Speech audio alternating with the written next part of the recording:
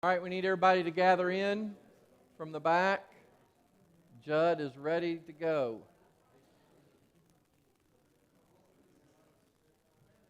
All right, are we going to be able to get him up there?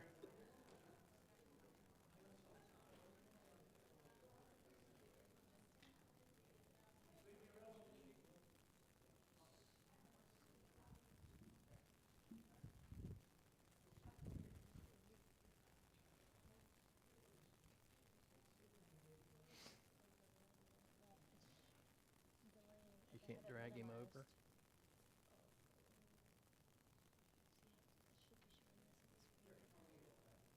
You drag.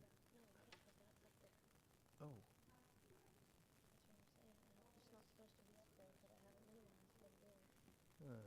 You want to just go off media shout and come back on later?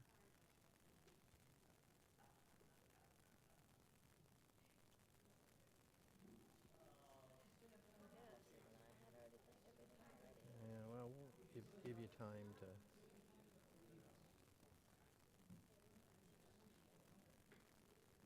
Okay. So bring Judd in and we're set. Oh, he does? Oh, I hate that. How that happens. Are we able to change that to where he's on all the time and not only when he's talking?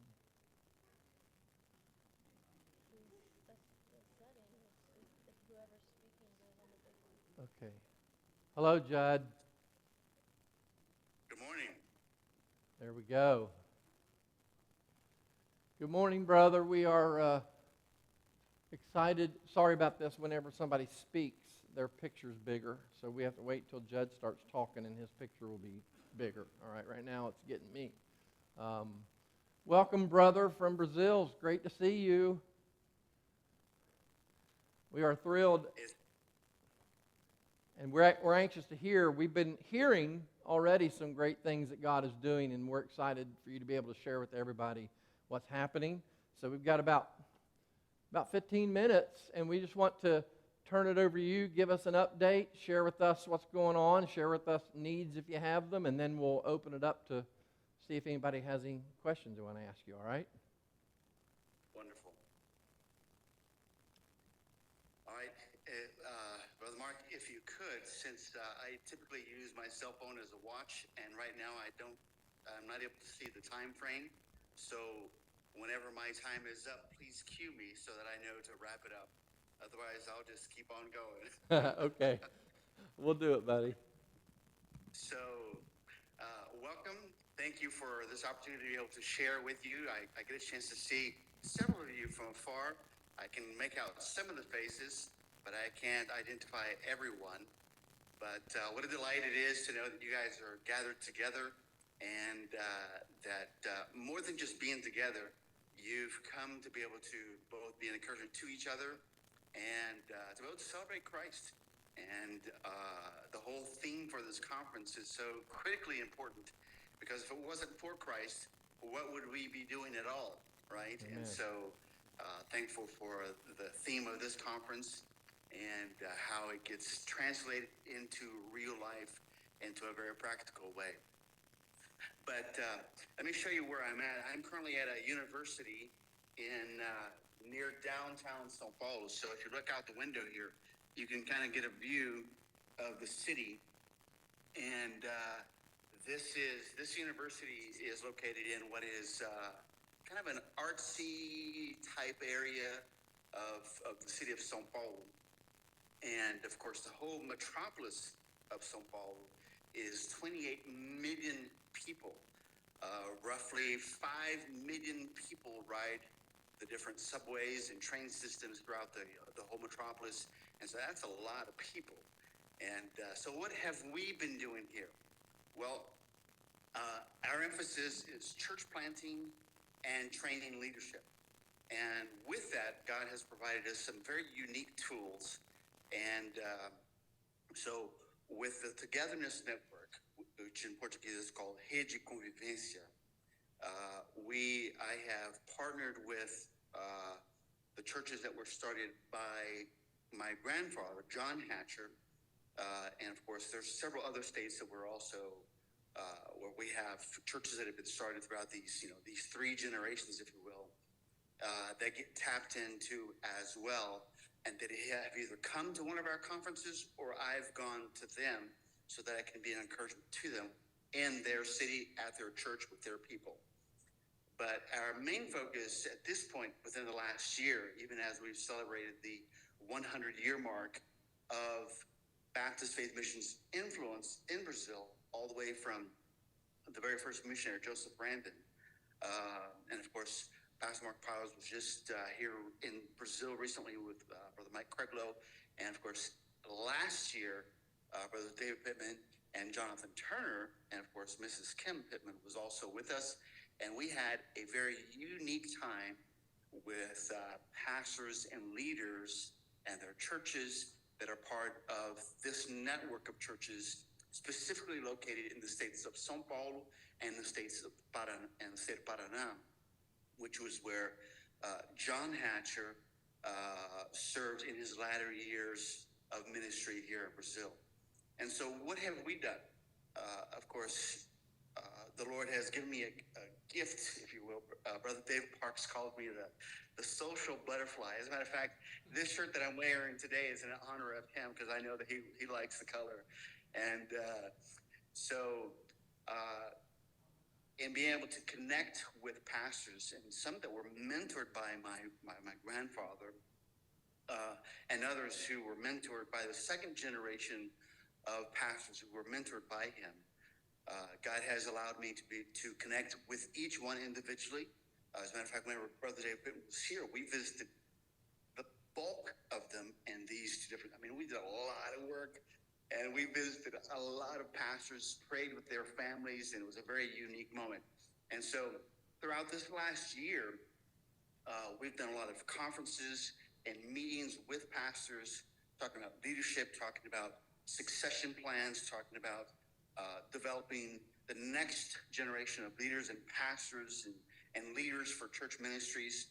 And this last month alone, we had a conference, an all-day conference, which we called a day camp, for pastors, leaders, and their families to come together in the city of Veracruz. We actually leased for one day a facility that had an outdoor soccer field, a swimming pool, and an area for our gathering. And we had a total of 125 present for that event, where the word was preached and kids were able to fellowship with each other, and kids were able to interact with not only their parents, but with the friends of their parents, which are also pastors, and other families that are in ministry. And the idea is to promote and foster this togetherness so that the next generation of the kids that are involved, whose parents are involved in ministry, they can also desire to be involved in ministry, not just because they see what's going on in their church, but because they have an opportunity to engage with other pastors, with other families. And so it's a very holistic approach to doing a conference for leaders, pastors, and their families to come together. And let me tell you, it was definitely a lot of fun. And that was on March 9th, beginning of last month. And then on March 29th, which was the Friday before Easter, the Palm Sunday, and we had a conference in the city of Cornélio Procópio, where we had a total of 92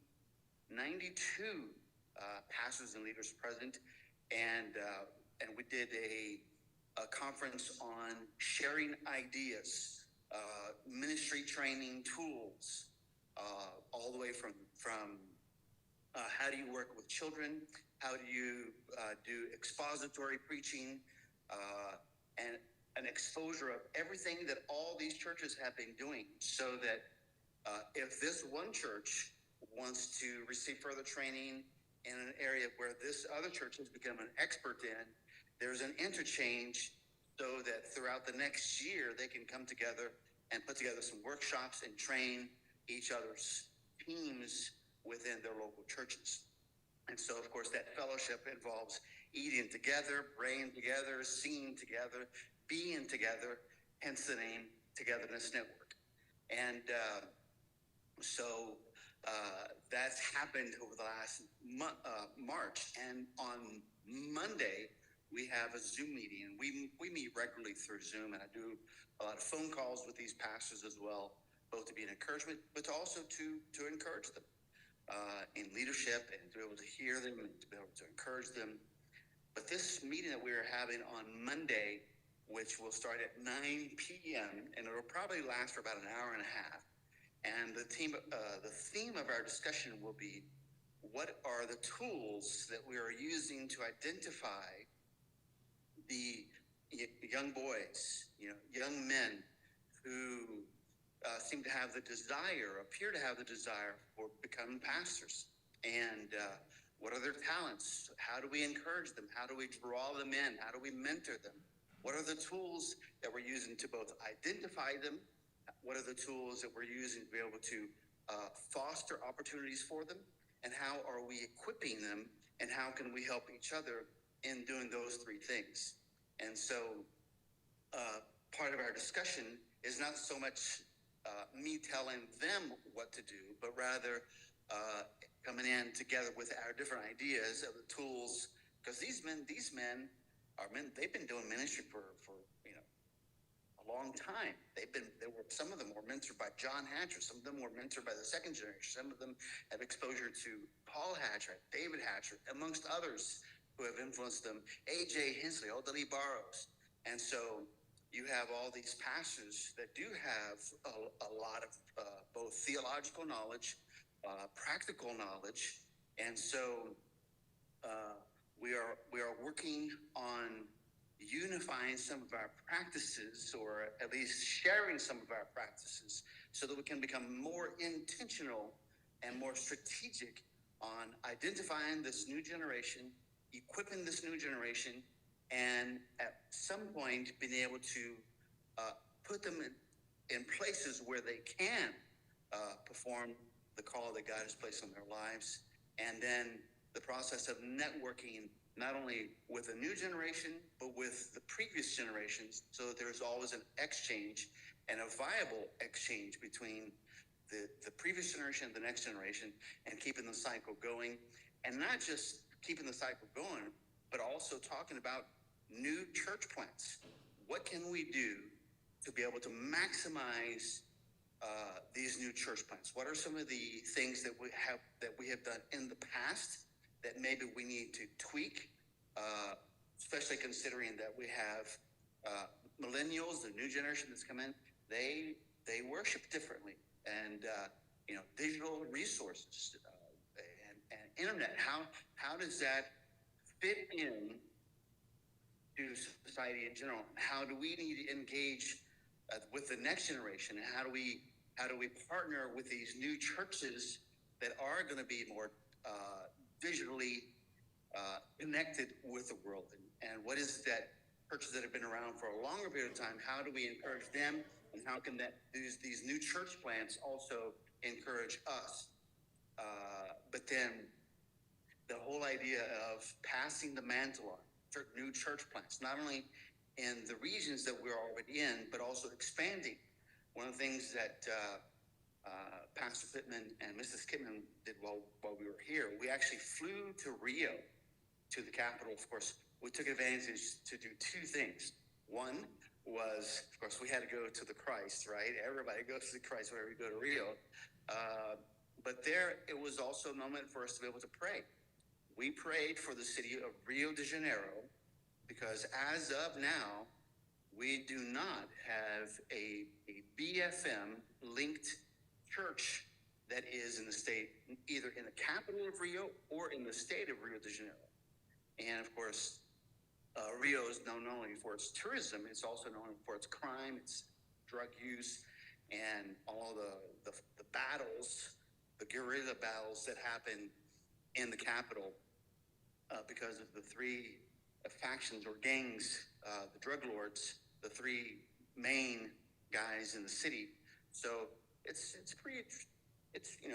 a dangerous place to do ministry. And but how do we reach those people as well? And so during our time there, we not only visited the sites, we prayed together, and while there, we did not rent the car. We were just there for a period of 24 hours. It was a quick in, quick out, because I wanted to be able to pray with the Pittmans about this city, Rio de Janeiro.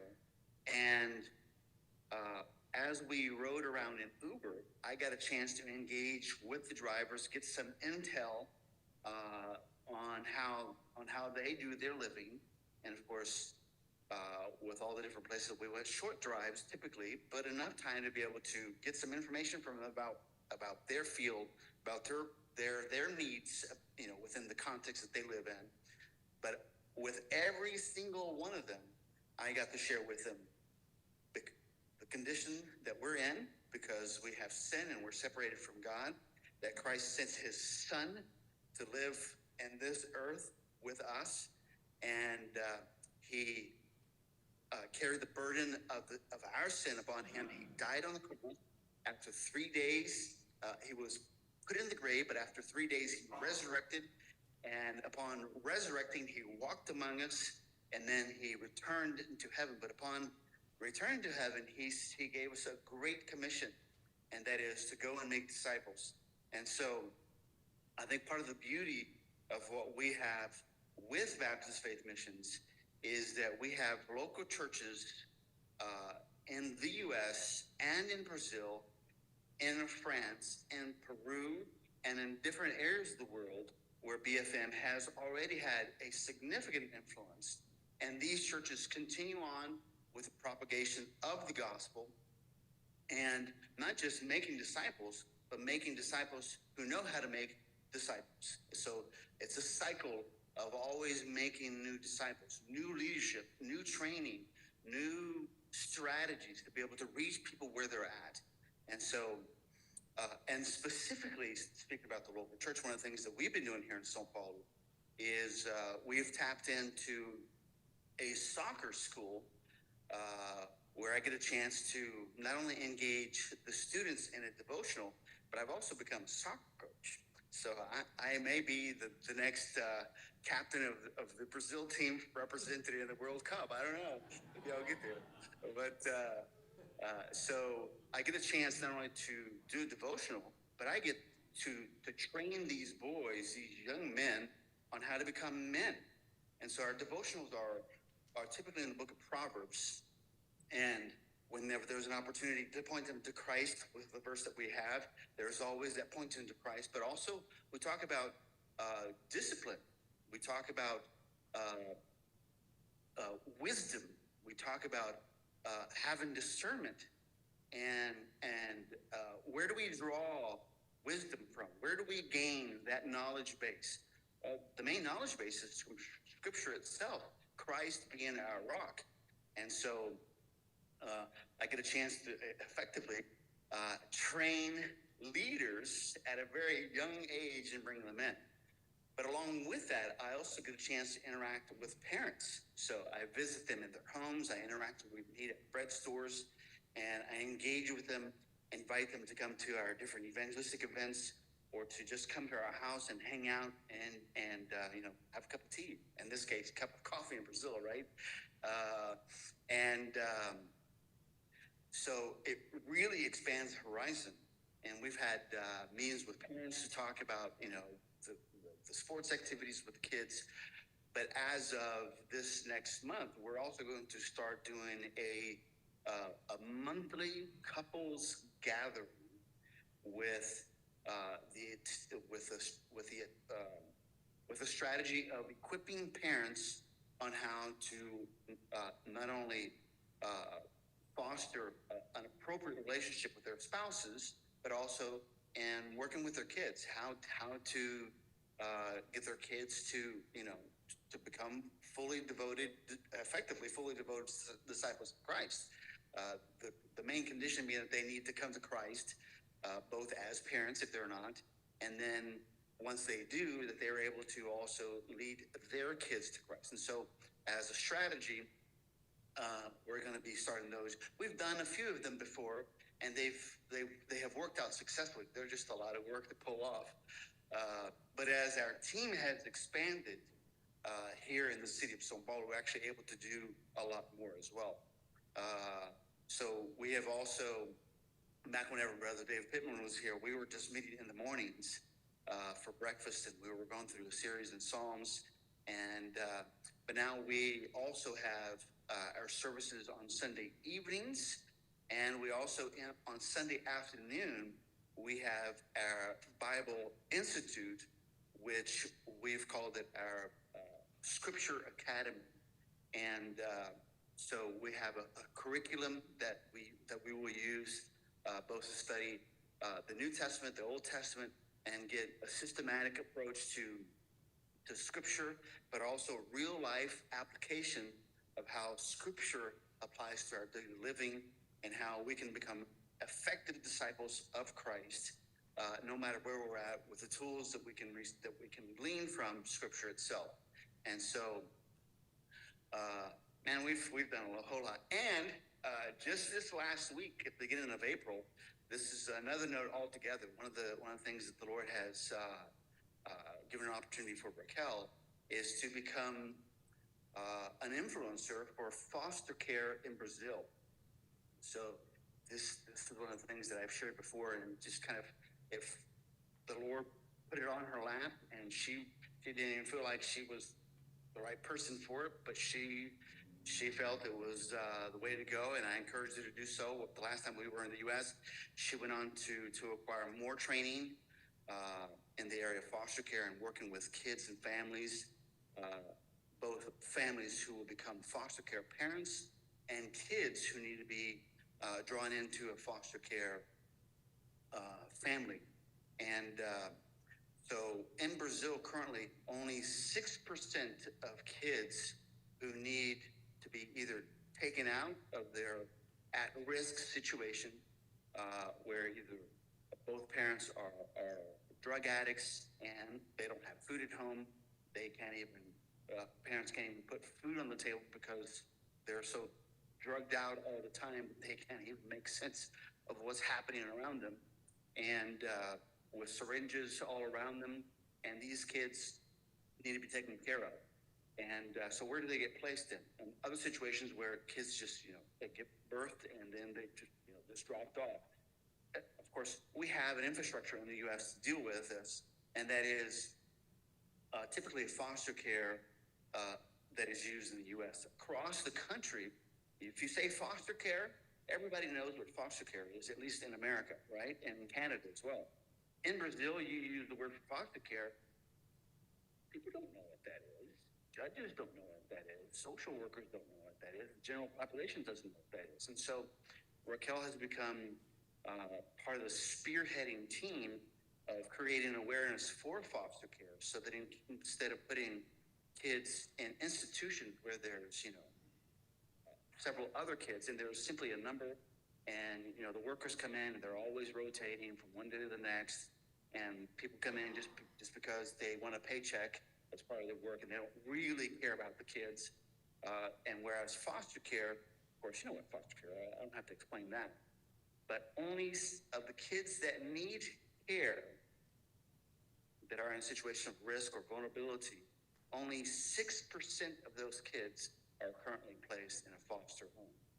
So part of Raquel's role has been to work with judges, to work with the court systems, and to work with families on how to work with foster care children. A kid that comes in with 6 years of age, with 12 years of age, a child who has come in through some molestation scenario, some trauma in the background. And so Raquel has been an influential key leader, key voice in the city of São Paulo. And but because of her both academic exposure and experience in Brazil, she got her undergraduate in Brazil. She also got her master's and doctoral degree from the U.S. So she comes in as an expert into the court system, speaking to judges and speaking to all kinds of people, and promoting not only foster care, but foster care with Christian principles on how to work with kids. And this last week, she organized with a team that she's been working with, but she was the key organizer for this event. The first TBRI conference in Brazil. What does TBRI stand for? Trust-Based Relationship Intervention, which is a tool developed by the Karen Purvis Institute in the University of Texas Christian University, which is a tool for caregivers, for parents, for foster care parents, anybody who works with kids and adolescents on how to work with kids who have experienced trauma, regardless of what level or the depth of trauma that they've incurred. This resource, this tool, equips them on how to build a trusting relationship so that they can overcome those past experiences and develop into a normal citizen, if you will, but specifically based on Christian principles and within the context that she's in, so that they can ultimately surrender their lives to Christ and see that these experiences that they have gone through, which were traumatic, ultimately they bring glory to God, even though we don't always understand why we've gone through them. So, and that was just this last week. There were actually three professors from the university that came down to address the topic. Raquel was actually a practitioner in the area as well, and so she was also one of the speakers for the event. So it was a 3-day event, not too far from where we're at here, near the downtown area of São Paulo. And so while she ran the conference and with the team that she was working with, I was going back and forth, picking up kids and taking care of all the daily logistics. So that's what she's been up to. And right now we're at the university because our daughter, Sarah, is interested in coming to this university to study. But due to a school event, she was not able to come. So she said, Dad, Mom, could you guys go to this meeting so that I can receive some more information? So that's the reason why we're here today at this university. And I assume that my time is probably up because Pastor Mark is right there in front of the screen. So what a delight it is to be able to share with you remotely. And God is doing a lot, not only in this city, but within the network of churches and pastors that we've been working with. And my prayer is that within the next 2 years, not only will we see a new generation of pastors and leaders that will expand from the cities that they're in, the state of São Paulo and in Paraná, to be able to reach into other states and mobilizing a new generation of church planters and starting churches, making new disciples, and that guys who are in their 20s, in their mid-30s, that they will mobilize the next generation of disciples of Christ, and that's what we're praying for. Pastor Amen. Mark. Amen. That's exciting.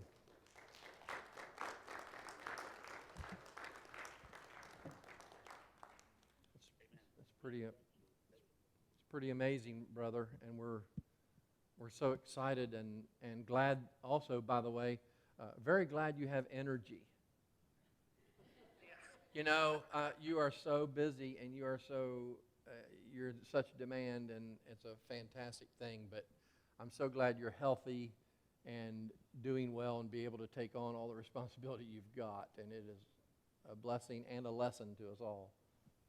Amen. Nothing that a 20-minute power nap, or as my grandmother called it, a cat nap, won't help you. Wise man. You're a wise man. Anybody have a question you'd like to ask Judd? Anybody have anything? Covered it well. All right, he did cover it well. Absolutely. I just want Judd to see everybody.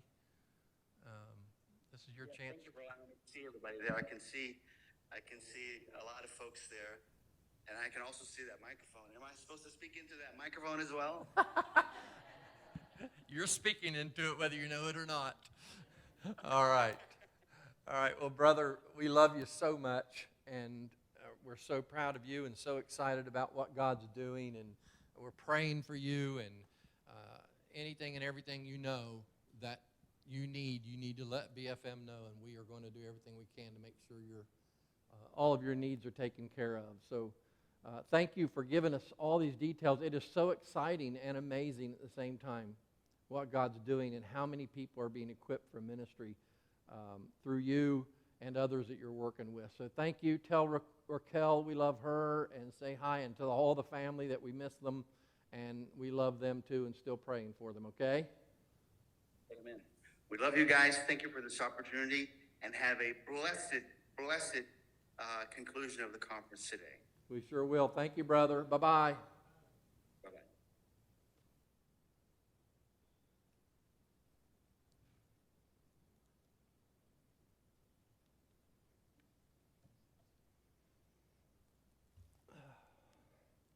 Is that amazing or what? I'm just, when I listen to Judd, I'm like, how does he do this? Imagine how organized you have to be, because you're reaching a lot of people and you're going a lot of places and all these conferences and the traveling and meetings, and it's just amazing the passion for the gospel that he exhibits. I mean, man. And of course, the Pittmans can testify more than anybody about that, having seen it there on the field. So, all right. Well, we're going to continue on. Have we got everything off that I need to do on this end? Everybody over there? Okay. I'm going to share a song with you, and this is a new song to me. I've never sung it before. It always makes me nervous.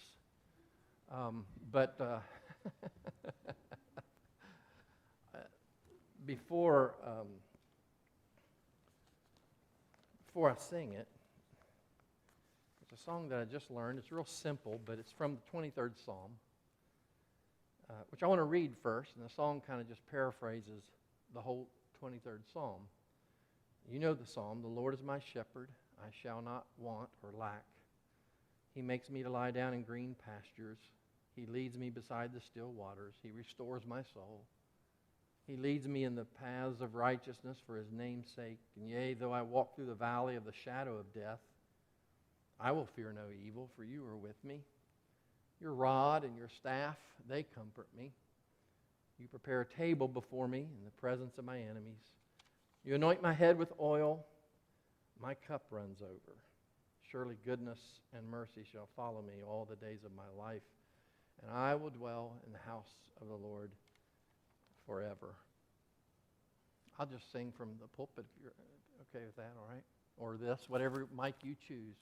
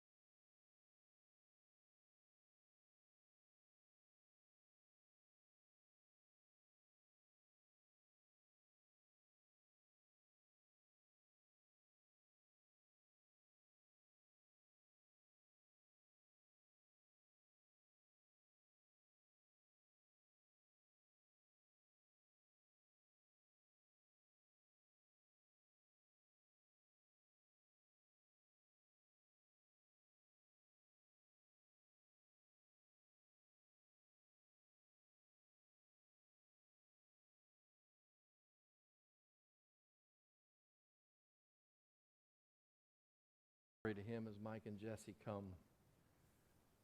And I think this is a great hymn following all these sermons we've been hearing, isn't it?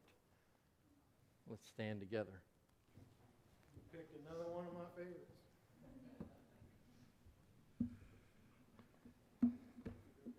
Well, you may not know this song, but you'll probably recognize the tune. So turn in your hymnal to hymn number 133. 133.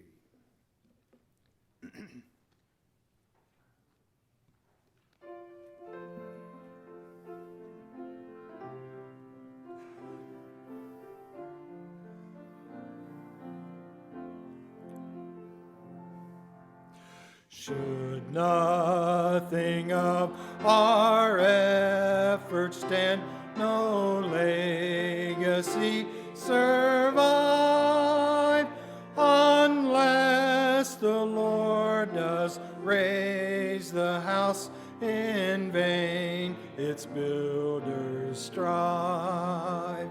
To you who boast tomorrow's gain, tell me, what is your life? A mist that vanishes at dawn. All glory be to Christ. All glory be to Christ our King. All glory be to Christ. His rule and reign will ever sing. All glory be to Christ. His will be done, his kingdom come, on earth as is above. Who is himself our daily bread? Praise him, the Lord of love. Let living water satisfy the thirsty without price. We'll take a cup of kindness yet. All glory be to Christ. All glory be to Christ our King. All glory be to Christ. His rule and reign will ever sing. All glory be to Christ. When on the day the great I am, the faithful and the true, the Lamb who was for sinners slain, is making all things new. Behold, our God shall live with us and be our steadfast light, and we shall ere his people be. All glory be to Christ. All glory be to Christ our King. All glory be to Christ. His rule and reign will ever sing. All glory be to Christ. All right, choir. Let's sing that chorus a cappella. All right? All glory be to Christ our King. All glory be to Christ. His rule and reign will ever sing. All glory be to Christ. That's what it's all about, isn't it? Amen. All glory to him. Amen. All right. You may be seated.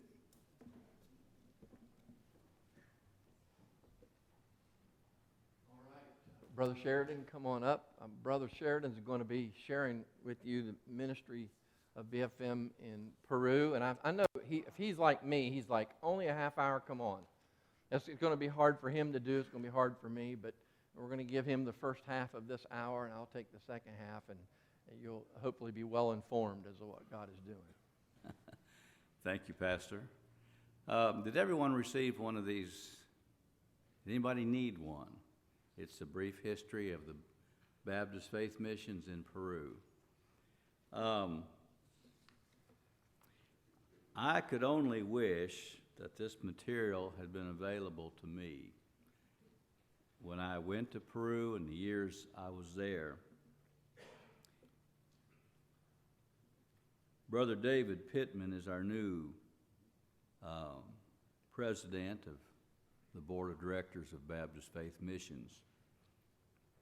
And he has given a lot of new vision, I guess you could say. We would say in Peru, animo. I believe to have a proper vision of our future, you must have a proper understanding of your past. Jesus said at the Lord's Supper, as oft as you do this in remembrance of me. We are to remember. It helps to keep us focused. As a missionary with Baptist Faith Missions for 32 years, many times on furlough, we stayed at the mission house in Lexington, Kentucky. And in the garage of that mission house were numerous 3-drawer file folders lined around in the garage. And that's where all the old copies of the mission sheets were kept from the beginning. I told Brother Dave Parks at the time, our executive director, Dave, we need, is there some way to get all of this organized? And he would usually say, well, it's I can't do it, but we're thinking about it. And so, by the God's grace, one of our dear brothers, Brother Messer's church, Brother Doug Brooks. Brooke, would you just stand up a minute? I know you killed me for this. I can do it because he's a good friend of mine, and I know he loves me, and I love him. He is a brilliant guy. I mean, and I'm not just saying that. You say, well, he's not too brilliant if he knows you, I don't know. But Doug, just as a ministry of his own, took it upon himself to scan all of nearly 100 years. Well, we don't go back that, but I would say at least a good 80 years of mission sheets, and did a great job scanning them. And I encourage each and every one of you, if you want to know a little more about BFM or who we are, you can get on our website, and you can go under a thing that says History, and there's 2 options there under History, and the bottom one says Legacy Library. And if you'll click on that Legacy Library, and it's not a boastful thing, but I did it to be able to do what I did here. I've read every one of those, I've scanned every one of those mission sheets from the beginning to the last one, looking for tidbits of information. Now, only as it related to Peru. I hope some of you brethren will take on Brazil, Philippines, Korea, Honduras, and see how the work of Baptist Faith Missions grew over the years. My goal was I could only wish I knew all of this material when I went to Peru. I heard stories, the national guys, oh yeah, there was that old missionary, what was his name, that came around. My granddaddy worked with him or whatever, and well, it's all here for you. And I hope you will appreciate the work that Brother Doug went into to do it, the effort of the directors to put this project out there. Our first missionary in Peru was Brother Richard Holland. And by the way, I'm glad you got my name. I see that there. It's instead of Statement, it's Stanton. So appreciate that. And just now noticed that. This is just some loose papers, and we've put together and stapled, and these pictures have been pulled out of the, this is how well Doug scanned these. You can pull things right out, screenshots of the mission sheets and print them out. It's just an amazing job, and I am so grateful we have the opportunity to do this. As I mentioned, Brother Pittman has some new ideas. The directors are excited. We're not changing our path. We're not changing our purpose or our goals. We're still a church planting, that's our goals, church planting mission. We don't send people anywhere. We don't call people to serve. We come alongside local churches, Baptist churches, and help them get their missionaries on the field and maintain them there. I served for all of my 32 years with the Jordan Missionary Baptist Church of Sanford, Florida, where George Sled is my pastor, or was my pastor, for all, well, not all of those years, about 25 of them. And we strongly believe in church authority and mission work. But as Brother David presented about the ropes, and we're a rope. That's what Baptist Faith Missions, we're a rope that churches can help in holding the rope to get their missionaries on the field. This is kind of the Legacy Library kind of shares with you.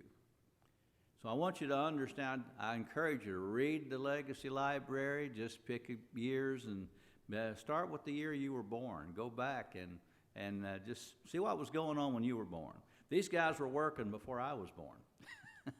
That's how far it goes back.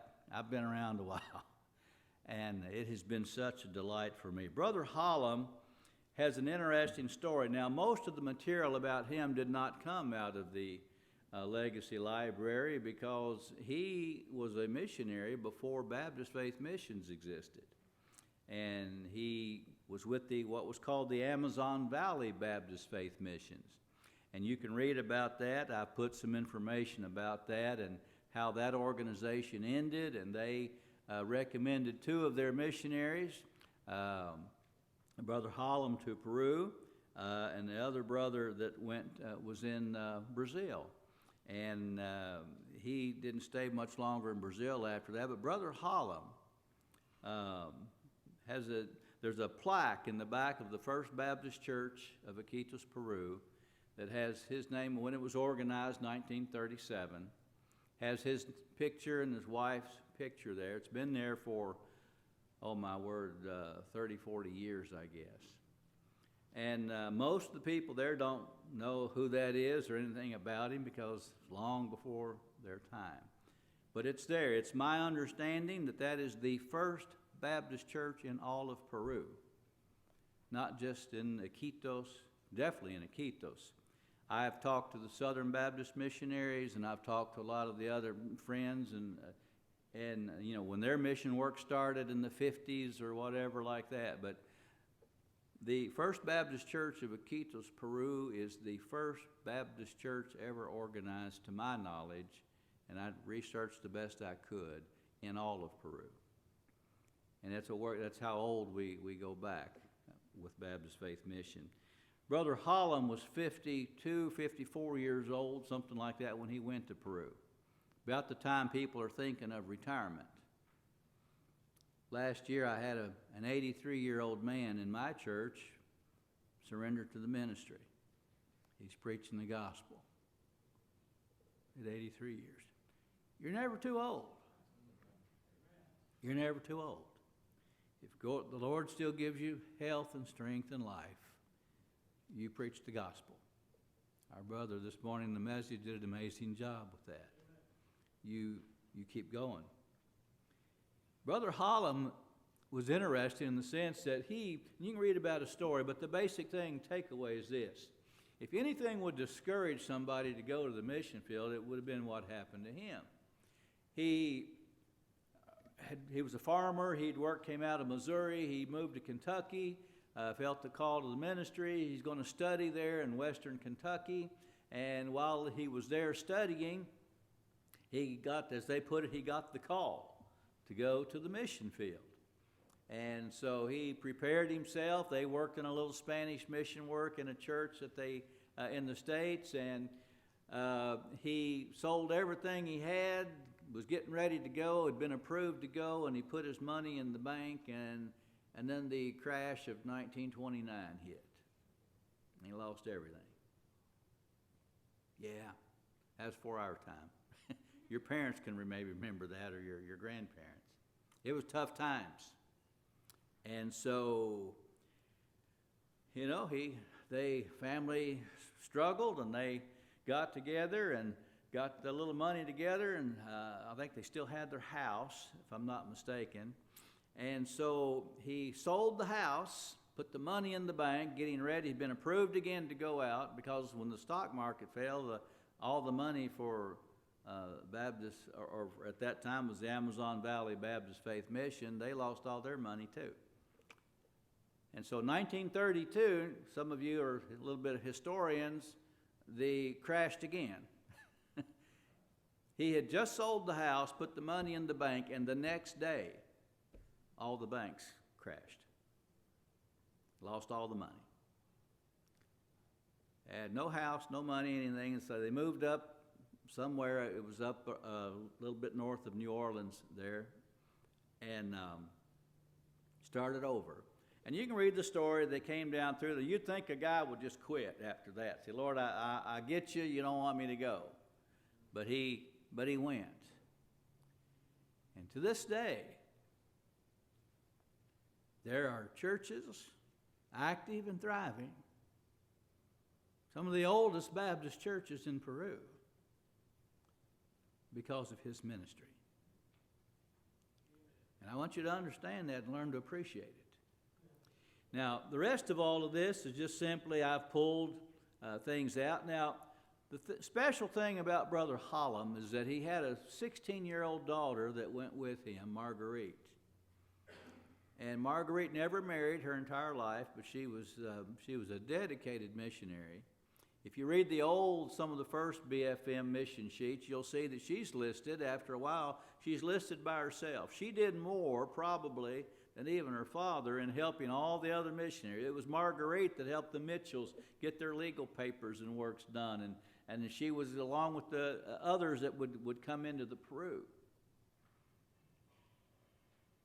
And the neat thing about her is she was, before her time, she was a videographer, which was unheard of pretty much at that time. She took pictures. And when she was 90 years old, I got a chance, my wife and I, there's a picture on page 3 of my wife and I with Marguerite. She was 90 years old then, starting to have a lot of health issues. She was living with her niece and her husband, it was Teeter and Steve Malden, in Florida. And all of those videotapes, they were 16 millimeter, reels of 16 millimeter tape she had taken in Peru were really destroyed in the attic of a house in Florida. I took them numerous places in Lexington. Can you restore these? Can you bring these back to life? And they had given up the ghost. They were not going to work. But the pictures, I scanned a lot of her pictures, and some of these we've put in here for you. So that's pretty much the story there with Marguerite. Anita, my wife, and I had the opportunity to go to her funeral. She was 94 years old when she passed away. The interesting thing, she left Peru when she was 36 years old. Her daddy was about 20 years as a missionary there. He was in his 70s when he left, bad health, and of course she left with him. So they moved back to New Orleans, that area there. There's some towns right around New Orleans, and from there she began working as the librarian of the audio library at one of the universities there, until she retired. And the people at her funeral didn't know about her service as a missionary with BFM. And Anita and I had never heard anything about her life after Peru. So it was a really great story. I put a picture in there of her, of the parents' tombstones. She's buried right beside them. And it shows the years they went back. She took care of her parents. So most of those first pages there, right up into page 8, are just accounts that people had written about her. Her brother Gene, who was originally supposed to go to Peru with them, but because they had so many delays, he was already out of high school and working, and later became a pastor. And when they went back to the States, they became members of the church where he was pastor. And then a guy that I only knew about because I was in charge of all the legal work in Peru, and I would look at some of the old deeds and documents of properties, and this guy Mitchell Lewis would show up in some of the things in Iquitos. He's on page 8. And I'd never seen a picture of him, never knew much about him until I got all this information from Marguerite and also from the Legacy Library. You can read about the Mitchell Lewises there. He worked about 8 to 9 years in Peru, did a great job. He was the inventor of the, you might say in Peru, of the original bus ministry. He shared an old Jeep vehicle with Brother Hollum. They worked together for those years. And he got the idea to take a big, we would call it a hay wagon, and he put some little railings around it and filled the back of it with seats and ran it around on Sunday mornings and picked up children all over Iquitos, Peru, and brought them to Sunday school. And so, I mean, he was an inventive guy. Never met him. I never met Brother Hollum, Brother Lewis, any of these, but it was a joy to me to read them. There's a story on page 9 of Carolyn Effie Hunter. I was on furlough one year, been years ago now, in Cannleton, Indiana, and a lady came up to me and handed me these photographs of passports. And she said, my daddy was a missionary in Peru with Baptist Faith Missions, and I was there as a little girl. And I did not recognize her name. I never heard of them. And so they're in the Legacy Library. They're in the mission sheets. You can see there. Basically, things happened with him. He became sick, and with only 9 months was in Peru, so there's not a whole lot going on. Brother Walter Lowerman, page 10. I think perhaps one of our greatest missionaries ever of Baptist Faith Missions in Peru.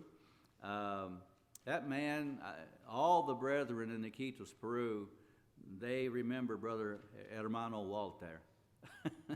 And he was a worker. Numerous churches were started under his ministry. They're all still going and thriving today. You know, we have over 200 organized churches in Peru today, but around the jungle and from the coast to coast, where we have from the borders. And because of men like Brother Lowerman and, of course, the others as they come through here. Now, I'm not going to get in and read all of these. That's the reason I just brought excerpts out. Brother Dale Mayfield, Brother Bruce and Jewel Lunsford, his wife, on page 12. Brother Lunsford was actually a missionary in Brazil.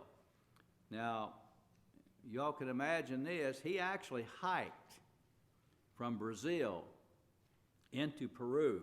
He would take river trips when they could, had a boat and things. They would go, hike miles and miles, and he would take his wife and kids. They would hike miles and miles, and he would cross. Now, back then, you say, well, who stamped his passports? They didn't stamp passports back then. He would walk miles and miles through the jungle, crossing rivers and up and down rivers when it was possible, numerous times. And you can read a lot of his, I'll just call them his exploits. He would go, his main base was Brazil, but he would fill in for the missionaries in Peru once in a while and come across. I met Brother Lunsford one time when I was pastoring in Florida. He was an elderly gentleman, came to our church one time. A few of the people remembered him.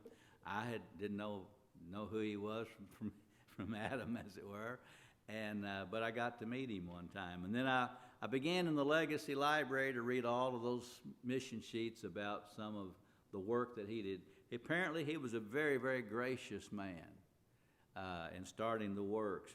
Brother Dale Mayfield, also on page 12 there, I never met him personally. I knew his wife, Sister Ada Mayfield, from years later. He was a man that had a lot of vision.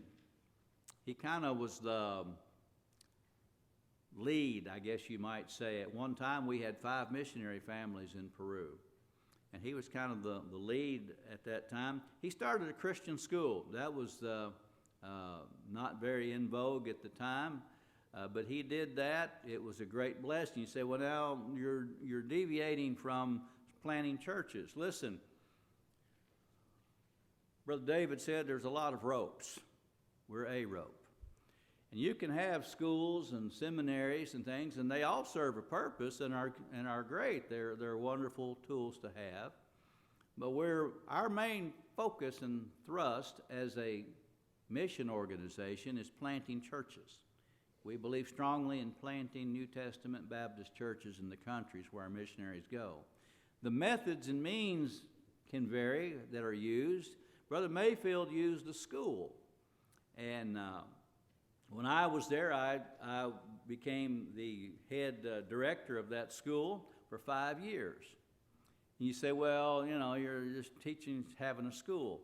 Listen, the school is used to reach people with the gospel, to reach the parents so that they'll go to your churches.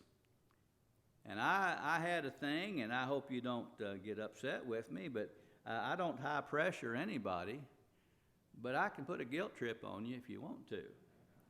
And I would tell some of these parents that we're not Christians. They're Catholic and some just whatever. But we had the best school in Pucallpa, Peru, and the parents wanted their kids in the best school. And I'd say, well, now look, we're Baptists. We're not Catholic. They don't know what a Baptist was. They don't know anything about it. I said, and I realize you don't know us. I said, but I'll tell you what I do. I have developed a series of lessons for 6 lessons. Your children are going to be taught what we believe. And I know as good parents, you want to know what your children are learning so that you can help them. So I'm going to help you to be a good parent by learning what we're teaching your children. So when your children come home and say, Dad, Mom, I don't understand this, and my homework is this Bible verse or that, you will have a focus on how to help your child. Oh, yeah. I want to be a good parent,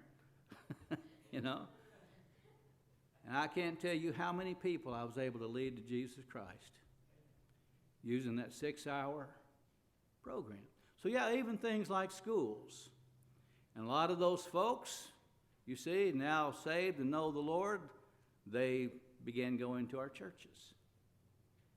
And so these things they can be used very well to reach the gospel, to get the gospel of Jesus Christ out. So you don't want to get hung up on the means or so much the methods. Our focus stays the same, our purpose, to plant New Testament Baptist churches all over the world wherever we have missionaries. And Brother Mayfield, if you'll notice there on page 13, he had the great idea to build him a houseboat. Now, he was a construction engineer, or not an engineer, but he was a builder, I understand, in Alton, Illinois. But apparently he wasn't real good about building houseboats. And if you look at that boat in the picture there, it's floating on the water, and it's got a big, top-heavy second floor on it. And his goal was to go all up and down the river, and there were villages everywhere up and down the river and preach the gospel. And the boat had not even been finished, and had a really bad storm came through, came loose of its mooring, floated 2 hours downriver and capsized. And in his letter, he says, and I copied it out there, he said, looks like everything is lost. And then you start in the next letter, and I put a third picture there to the right on page 13. That's the boat rebuilt. You notice it doesn't even have half of the top that it did before. He whittled down a lot on that second floor, the weight. And he used that boat for a lot of years to go up and down the rivers between Iquitos and Pucallpa. That's the Ucayali River, which is the main headwaters of the Amazon. And a lot of our works and things today are because of these works, the vision, the methodology that some of these men were not afraid to get a hay wagon and turn it into a bus. Get a houseboat, go up and down the river, start a school, and for reaching the parents, not just the children, but for reaching the parents. And when you look and understand these things and the history of BFM, the methodology, and all like that, to have a proper vision of the future, I think you need to have a good understanding of your past. Brother Doug, I thank you again, my brother.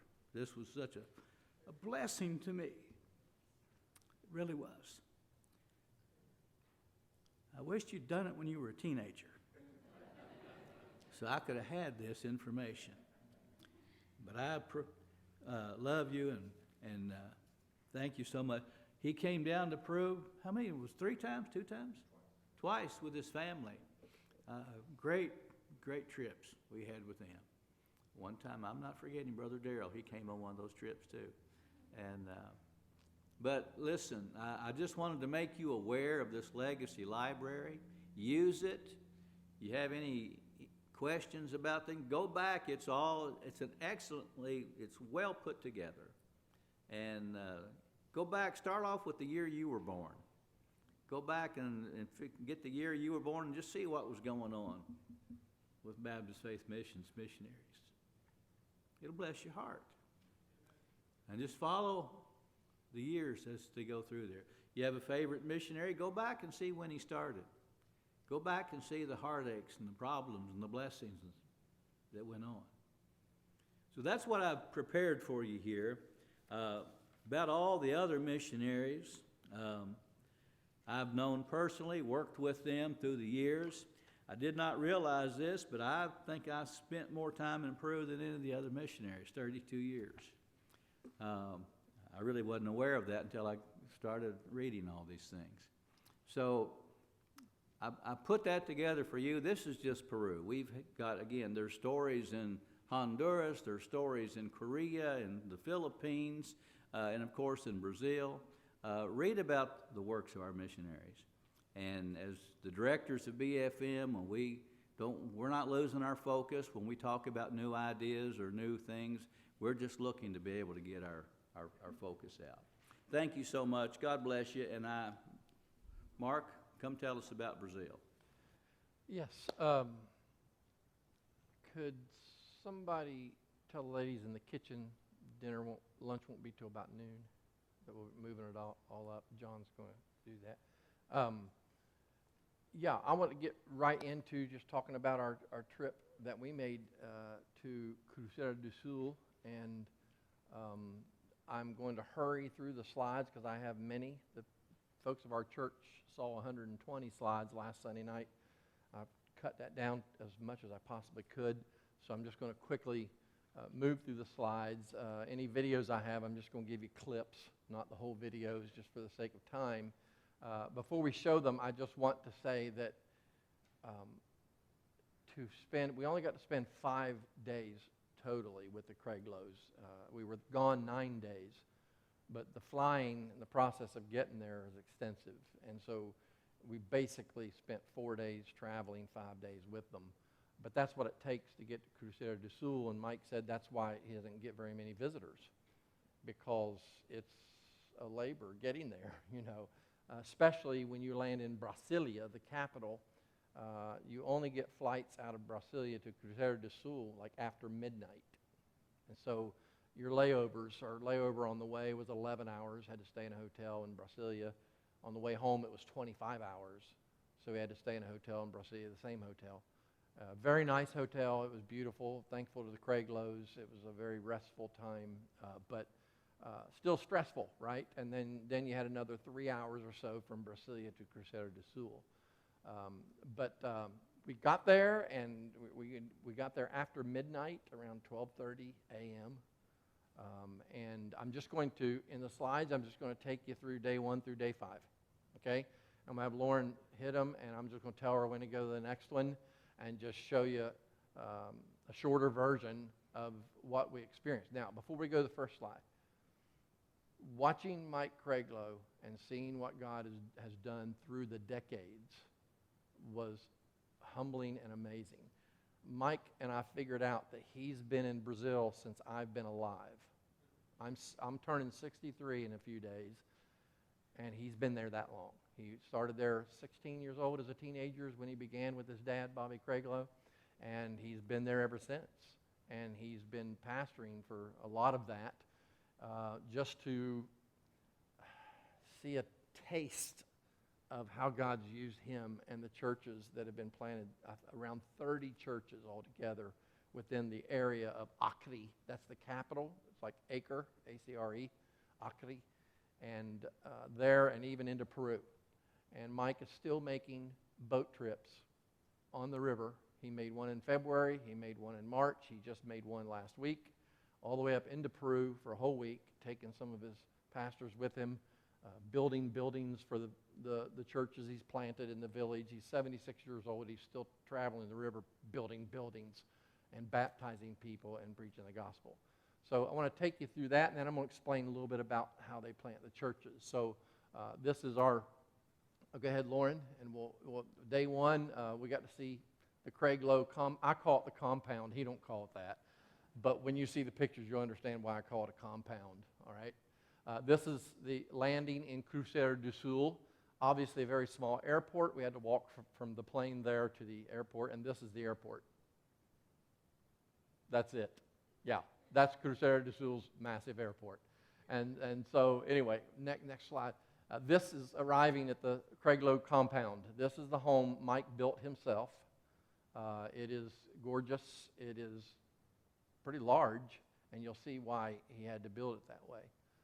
This is their backyard. Look at there, huh? Suffering missionary. Now, he didn't want me to show you that picture.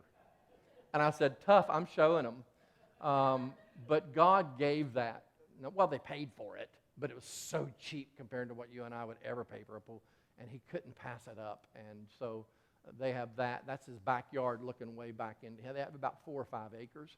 These are the fruit trees that he planted along the huge field that you're going to see. There's papaya trees, there's banana trees, there's just so many fruits you wouldn't believe it. He took Valerie and I. This is one of the banana trees at the end of his property.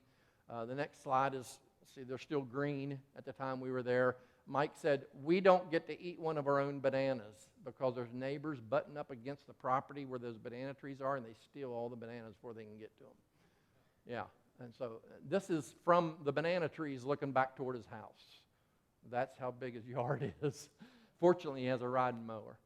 All right, and then this is from his house looking to the right, and you see the house on your left. That's his daughter's home, Christina, or Christy, and her husband is one of the pastors at First Baptist, Dauru. And then the next house, his grandchild lives in, married. And the next house, barely you can see it on the far right, is another grandchild that lives there and is married. So that's why I call it the Creiglow compound. His whole family lives on this property. He's built all these houses himself through the years. That's what's incredible to me. This is Mike in his workshop, just off of his home in the back of his property. Go ahead to the next one, Lauren. That's the studio. I didn't put the pictures. In the back of his property has a boat shop, and he lets a man run his own business there on Mike's property, building boats, remodeling boats, reconstructing boats, and Mike keeps his boat there, and it gets taken care of. So anyway, that's his workshop. This is Mike's studio, which is also in his home, and this is where he does all of his church YouTube videos. Go ahead to the next one. You see the monitors there. They have little laptops that flip up where he can read the monitors, and their cameras are put on top of each one. So, like a regular studio. He's looking at each monitor, and he's doing his videos, and it looks like he's looking at the camera. Very nice. And this is his office, also in his home. The next slide shows his shelf, his library. This is where he does all of his studies. As he put it, he says, this is where it all happens right here. That's Mike's study. This is just one picture of many of the restaurants they took us to. We didn't suffer any, let me just put it that way. Most all the restaurants are buffet like this. And the food, oh my goodness, it was delicious. Initially, it took some adjusting. Your bodies, don't always agree with the foreign food. But after a day or two, we were fine. And so they took us to, out to eat 4 or 5 times in that time, all right? The next one is the first day, he took us on Saturday to see some of the teaching points in chapels. Now, before we go to the pictures, there's one, the first one we went and looked at. He calls them teaching or preaching points. Now, that's the initial plant. That'll be somebody in their home who has a few people meeting in their home. They're not a church. They're under the auspice of First Baptist Church of Cruzeiro do Sul. And then as they grow and get a building, they'll become chapels or congregations. They're still not a church. They still can't baptize. They still can't have communion. They don't hold services on Sundays either. They're not allowed to. They hold them on Tuesdays or whatever. They come to First Baptist Cruzeiro do Sul on Sundays. And I love this philosophy of bringing a church to where it's independently an actual church. So they'll go through those 2 growth points before they actually become an independent church. And still, they're closely associated with First Baptist Cruzeiro do Sul. Okay, so here's just quickly some of them. See, it says Primeira Igreja Batista Cruzeirinho. That means Little Cruzeiro. So it's just outside of Cruzeiro. All right, and it happened to be open at the time, so we got to go in. There were some people that were there doing something. And so it is a pretty auditorium. Gorgeous. So that's one of their chapels. I think this one's still not fully a church yet. It's still a chapel, okay? And then next we have this one. I'm going to show it twice because I want you to remember this picture. This is the church that originally was planted by Bobby Creiglow. You might have seen the video online of Mike explaining it. I'm going to show you the video here in a moment. I'll show you that picture again after Mike's video. Here's another teaching point. It said Peda Terra, and so this is a church plant, still a congregation, I believe, but the next picture has the same name. You see it? Peda Terra. It's a different chapel, but it's a grandchild of First Baptist Cruzeiro, where that previous picture would have been a child, and this one came out of that church. And so it's a grandchild congregation. All right? And then this is one of them that he took us to that I can't remember the name of the town. He mentioned it to me many times. It's one of the towns where he actually uses as a port to take his boat down the Moa River. And I just thought this one was beautiful as far as what they put on the front of it made it look so sharp. It's a pretty big facility. And I got to meet the pastor of that church at First Baptist on Sunday, which was pretty cool. Here's another one of the teaching points. You see all the same name. Each one of them, they're still under the auspice of that home church. And this is one of the ports that Mike takes his boat to and heads down the river. And there's a few of them, but this is one of the primary ones that he uses. It's got black water, as he calls it. And then Sunday we got to worship at First Baptist Cruzeiro do Sul. And if we get the volume...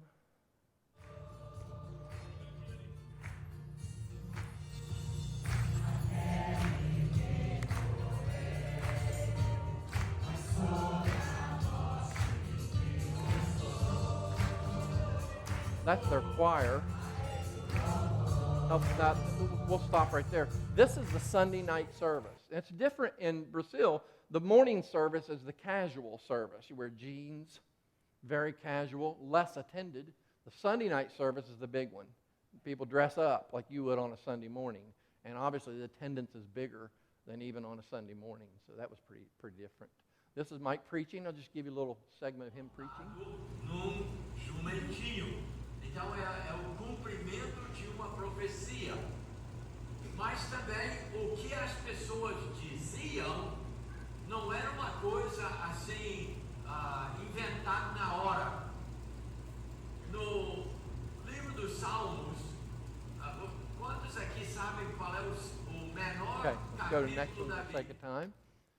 This is his son-in-law. This is Chrissy's husband who preached in the morning service, Dauru. He was dynamic.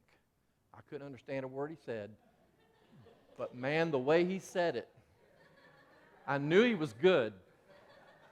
I enjoyed watching him, but I couldn't understand a thing he said. Day 3, we got to do a little bit of shopping. We wanted to buy some souvenirs. Mike took us downtown Cruzeiro do Sul, which is kind of rough, to be honest with you. And then I'll show you some of the places we got to see. This was a pretty cool day. And here we are at the Camp Salem, or Salem, Peace, they named it. And this is about an hour outside of Cruzeiro do Sul. It's a pretty long haul. And this was a jungle. They cleared it by hand themselves, with not just Mike, but a bunch of people with him many years ago. And you can see the cabins a little rough. Those cabins are built from the wood of the trees they cleared to make this camp. And they brought a planer out there and just didn't have to buy wood from anybody. It all came from the property. So these are cabins. This is their pond or lake that they made for swimming.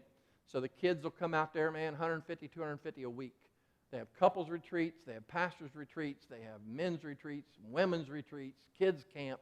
It is so used, and you can see it's a beautiful facility. This is the field where they're wanting to put a gymnasium. They have a lot of property, about 400 acres altogether. He bought it for $2,000, I believe it was. I'm not kidding you. All that property many, many years ago. Now, the way the government did it, it has to stay in Mike's name, not the church's name. So this is Mike's property, but it's used obviously by the church, and that's the way it has to stay. Then he took us down the road. This is called Enum, or from John 3, Anon. John the Baptist and Anon. This is Mike's personal getaway. He built it himself. He cleared it himself. They even had the pond made with an excavator. It used to be a creek. See that little cabin? That's Mike's cabin. It's not finished yet. He has it split into. We'll get to the next slide. This is the pond they made. Mike's getting ready to bring his little rowboat out so that he can go fishing. He stocked it with bass. And he has a little dock out there. And this is time for Mike just to come out there and get alone with God and fish and enjoy it. So on the right, you see if you're standing, look at the pond. You're looking to the left, and then you're looking to the right, and then you're looking to the left where the entrance is, okay? And then this is Mike just dove in. I got him right as he dove in to take a swim. We just all sat and watched him swim. He had a nice time out there. Hey, Mike, enjoying it. All right? And the thing is, they built this pond, and if you could see along the edges, it looks like brick or concrete. Well, it is. And the next slide shows, I didn't put it in. There's actually a concrete floor going down so far around the dock, almost like a pool. And then it becomes dirt, of course. And they built that so his grandkids could come out there and swim. It's gorgeous. It's beautiful. From there, he took us to their Christian school. This is the entrance to their Christian school. And this next slide shows you just the hallways. On the right is the very right side. Then you see the middle hallway, and then the left side of the middle hallway. There's 2 giant wings, and they have just become a charter school. So the advantage, they don't have to compromise what they teach or anything, but the government comes in and improves the facility and air-conditioned every one of their rooms. Individual air conditioners, how they do it over there in the wall. And now every one of the rooms for those kids is air-conditioned. It is such a blessing. This is their principal. She's a sweetheart. This is the principal, and then the next picture is their staff, one of the secretaries. The man is retired military, and he's a nurse. So he takes care of all the medical needs of the students. You wouldn't pick him out to be a nurse, would you? And so they were just super sweet, and while Mike was taking care of some things at the school, they pulled out chairs for Valerie and I to sit underneath the palm tree and wait for Mike to do his stuff out there. And here, this next picture is Mike looking over the field to the left of the school, which they're also wanting to put a gymnasium in. So this is, I love that picture. It's like Mike the visionary. He's looking over the field and he's picturing what that's going to be. And so we need to pray for things like this, that they can raise the money to provide these kind of facilities for a great Christian school. This probably had more impact on Valerie than anything else as our trip to a little village on the river called Gama. And so I'll show you what happened. The trip there took about an hour. You got sound on that? What would happen is, on the way there, you have some pavement, and then suddenly it becomes dirt a long way. Then all of a sudden it's paved again. Then again it's dirt. And it was like 10 different dirt spots like this. It had just rained. Down, girl, whatever you do.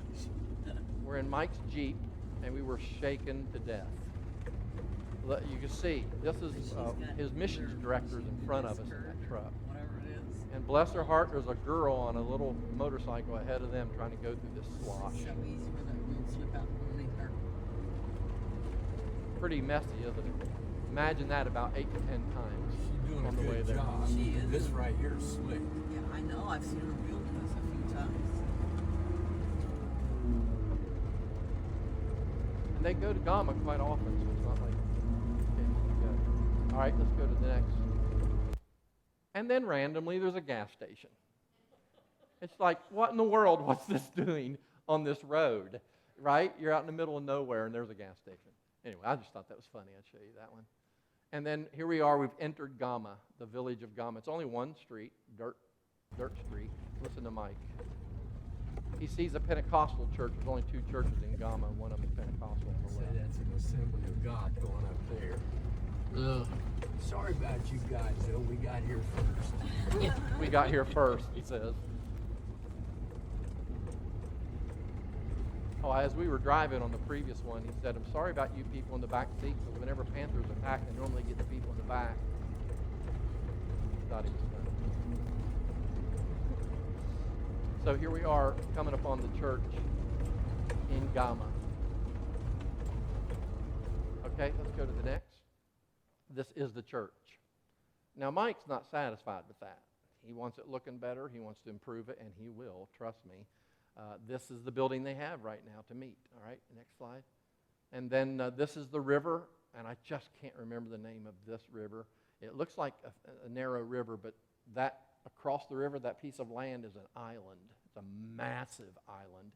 And Mike explained to us that when the water's low, they can walk across there, and they have big celebrations and meetings on that island, huge events over on that island. Right now, the water was too high to walk across it. It was beautiful. This is the home they took us to right away to relax before the baptismal service and the church service. It was gorgeous. You can see, look at the floor on that place. Isn't that beautiful? And so they took us there. This is where they were going to give us dinner later. And I'll show you what happened. They gave us some coffee. This is the pastor of the church in Gama sitting there by Valerie. That's the pastor. And so they gave us some coffee. I'm not a black coffee drinker. I got to have sugar, sweetener. If I'm going to drink coffee, it's a cold brew with a bunch of junk in it, right? And so they hand me this. I'm like, well, of course I'm going to try it. I heard a lot about Brazilian coffee. Oh, my lands, it's the best coffee I ever drank in my entire life. I mean, it was sweet. They'd sweetened it, and they added a dash of salt to keep the bitterness away. I drank that, and I was like, this is the best coffee I ever had in my entire life. I would want it black like that. To my shock, my wife, who can't even stand the smell of coffee on my breath, much less drink it, never. Look at this next slide. Oh, my lands. I looked over her, I'm like, what are you doing? And then she goes, I like it. I immediately sent it to my daughters and says, everything's going to be off kilter from now on. Valerie likes a drink of coffee. It was just that good. So they gave us a little snack, and what's it called, Valerie, again? Do you remember? Oh, see, her and I always forget this snack. I've got it right here. It's a very, very famous little dish that they serve a lot, and it comes from a particular fruit. And hang on. I have it here. It is manioc. Spelled the same as maniac, but it's an O, manioc. And it tastes like a sweet potato. It really has the texture of a sweet potato, but it's even better. And they just cook it, and then you just eat it like that. It was delicious. That was our appetizer. Next slide. And then we start walking to the baptismal service, and we're passing the church there as we're walking down the road. And then you see the 8 baptismal candidates, and then back behind them, the village starts following. They want to come too. They're inviting all of them. Okay. And here's the baptismal service. We won't show the whole thing, but I'll show you a little bit of it.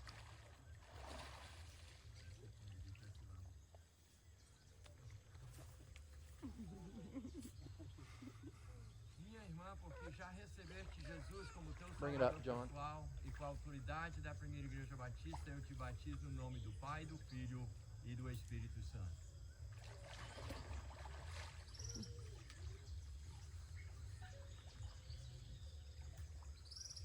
Porque tu já recebeste Jesus como teu Salvador pessoal e com a autoridade da primeira igreja All right, batista. that gives you an eu te idea. There's batizo 8 of them.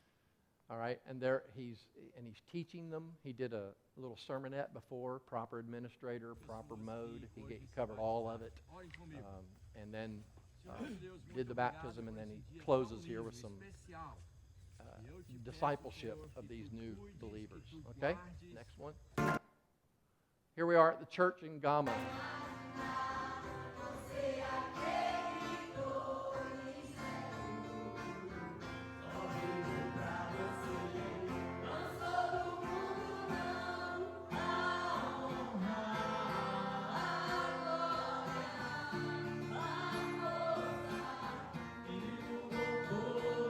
Go to the next one. It's also a video. Pause it for a second, can you, Lauren? The theme for the month was Christ our King, Christ my King. And this theme went through all the churches, okay? And they preached on the same theme. They sang the same songs. So we heard them sing a song we all know, Because He Lives, at the church at First Baptist. We come here and guess what they're singing? I'm singing in English. I finally can sing with them.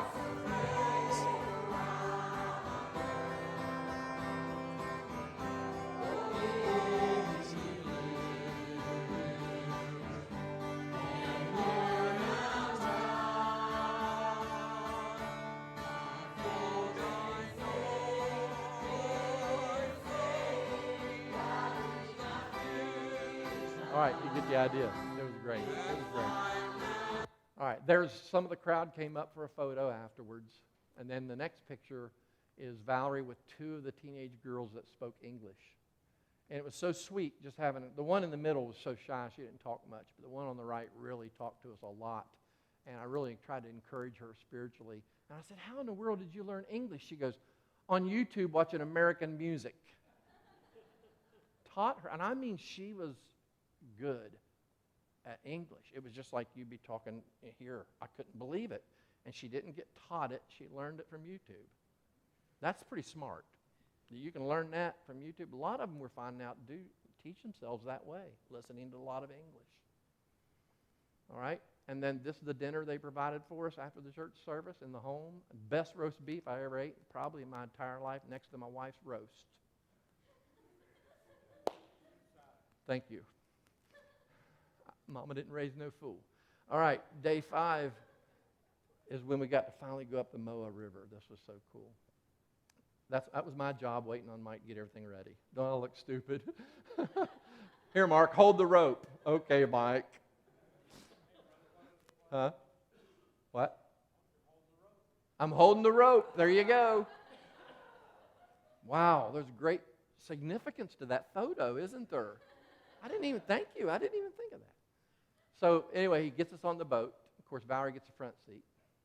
I'm on the floor. Here we are. Mike knows this river like the back of his hand. He's traveled it hundreds and hundreds of times, ministering to people up the Moa River. This is a special treat.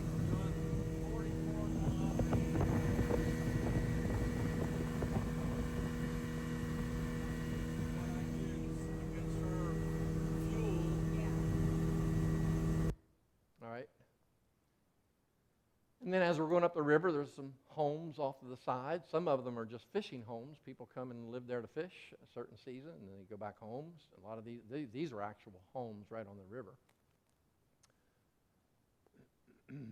And here's the story that I put online Ready? about Yep. his dad's This church is plant. Humaitá do Moa. It's a lake just off of the Moa River. And when we first got to Brazil in the early 60s, there was a huge village here. I say huge, 100 people, a couple hundred people. And so Dad started a preaching point here in 1963, organized the church. But later on, people migrated to terra firma, and now the church is up on higher ground, about 1.5 miles, 2 miles from here. And Mark saw where that is, and he can show you a picture of where the church is and how the church building looks today. This is Humaitá do Moa. All right, so we'll put the picture back up again of that church. That's pretty cool looking at that, and knowing in 63 his dad began that. Now that's what it is now. Okay, and this is the front of First Baptist Church Cruzeiro do Sul. It's huge, as you can see. It's a big facility. And here's Mike's computer drawing of what it's going to look like. He wants to improve the front of it with backlit letters so it can be seen from far off because it's on a hill. And they're just going to make improvements to the front of it. He's not happy at all with how the front of that building looks. And he sees it as very important that you pursue excellence as much as you can, and if you have the resources to make it look as good as you can. So I thought that was cool. And finally, heading home. We arrive in Orlando, and what's the first thing we got? Yep. I know, it's pitiful, isn't it? And then, of course, following that with that. We didn't even have to debate where we were eating. Let's go to Chick-fil-A. We were there. It was great. So anyway, next. That's it. Okay. And so that's a quick view of some of the things we experienced. And real quickly, before we go to lunch, I learned, watching Mike Creiglow, I learned a lot that he doesn't even understand. He taught me just by following him and being with him and seeing all of these things and watching him interact with his people at First Baptist Church and watching how the people treated him. Or he took us into some Sunday school rooms and showed us all the classes. I have videos of that too. And just seeing how thrilled they were to see Pastor Miguel come into the room and the respect that those people have for him. And it's earned. It's well-deserved respect. And watching his interaction with Beverly, too. He's just a gentleman, man. He adores her. He adores her. And just watching their relationship also, staying in their home for 5 days, was sweet. It was really good for Valerie and I and our relationship, too. We talk about it all the time now. It was just really good for her and I to get alone. We've never gone overseas together before. It was wonderful. But the things that she learned and heard that impacted her and the things that impacted me are many. But I think probably more than anything else was that as a pastor, I really want to be more of a servant to the flock that God's entrusted to me. And I watched Mike, and that he didn't have to show you how he's a servant. He was just a servant. It was just automatic. And I thought about BFM too. I thought, these are the kind of men and women that are serving overseas with BFM. And it's a tribute to BFM itself to see men who've pastored in one church for 50-some years and is still going out planting others and taking the gospel to dangerous places even at times. Mike's 76 years old. And he just had a cancer scare last year and surgeries, and it's not slowing him down. And he's coming back in September for a checkup, and we ought to pray that everything's good when he comes back to Lexington in September. But it was just amazing me to watch not only him as an individual, but his methodology in how we get the gospel out and plant churches. It was exceptional. And so Valerie and I left changed. And we always say we don't ever want to go back in our hearts from what, you know how you go on mission trips, you can be pumped up for a week or two and then, oh, well, we're back to normal now. And we don't ever want that. And that song, Oh, Lord, You're Beautiful, impacted Valerie. We played it Sunday night that Keith Green sings, and they sang it at First Baptist. And you men who've preached in this conference, it's kind of just further enhanced the fact of what they sang there and what we played Sunday night. Oh Lord, you are beautiful. Beholding the beauty of the Lord in his preeminence. And it just further shows us how beautiful Jesus is. So I am thankful to BFM for sending Valerie and I there. I can't thank you directors enough. We found out very late that the cost was going to be much, much higher than we expected, than Mike and Beverly expected. The communist government has hiked up ticket costs, especially from America, because he wants to try to keep Americans out, though they're probably their biggest source of tourism. And so they just hiked the prices up, and it was probably $1,000 more than we expected. And I was wondering at times, are we going to even be able to go? And of course, the directors were like, of course you're going to go. We need you to go. We'll take care of that. And I was just like, wow. I just still couldn't believe that we were able to go. So we went representing BFM. And this is a report to you. And we want you to see that things are thriving in Cruzeiro do Sul. And many, many, many people. His church runs anywhere from 750 to 1,000. They had over 1,000 on Easter Sunday evening. And they're doctors, lawyers, policemen, everybody, you name them, they're in his church. And his impact spreads throughout Cruzeiro and through the state of Acre. It's the largest church in the state of Acre, First Baptist Cruzeiro do Sul. Pretty cool, isn't it? Pretty amazing what God's done through the years there. So keep praying for your BFM missionaries. The gospel's still going out faithfully. God is at work. He is using them. I mean, think about what you just heard from Judd and what you've just heard from Sheridan about the history. And you know, Mike's still going into Peru. He just went to Peru a few weeks ago on the boat down into Peru. Of course, Cruzeiro do Sul is pretty close to Peru. It's on the western part of Brazil. So he makes his way into there, too, still preaching the gospel. So it's exciting. All right. I'm sure you're hungry. If you have any questions further, you know Sharon and I are here. Be happy to talk to you further about some of the things we experienced. But thank you for your patience. And we're going to pray now and let you go right in to eat after we leave here, okay? Father, thank you so much that you've given us this time to be together. We thank you for the Word of God and the wondrous truths from Colossians 1 and then what we're yet to hear from Brother Terry as we close out this conference. Thank you for the privilege of representing you through BFM. And Lord, I thank you for David's emphasis about a rope. And it's really important for us to understand our role and where we are in the work of the spread of the gospel. And God, I pray that you would send more missionaries to BFM, that you would raise up more young people passionately burdened and called to go overseas that want to partner with, that our church, that BFM could partner with their churches as their churches send them to the mission field. And we pray you'd raise up more. You'd give wisdom to the directors and that support would continue and grow so that the gospel can continue to be furthered and even grow further as we support these precious soldiers of the cross as they serve you in foreign fields. We love you, Lord. We thank you for the food we're going to have. All those who prepared it for us, we're grateful. May our fellowship honor you. We pray in your name. Amen. Now, folks, I'm going to move the time up because it's 12:11. So instead of starting our next session at 1, it'll be more like 1:30.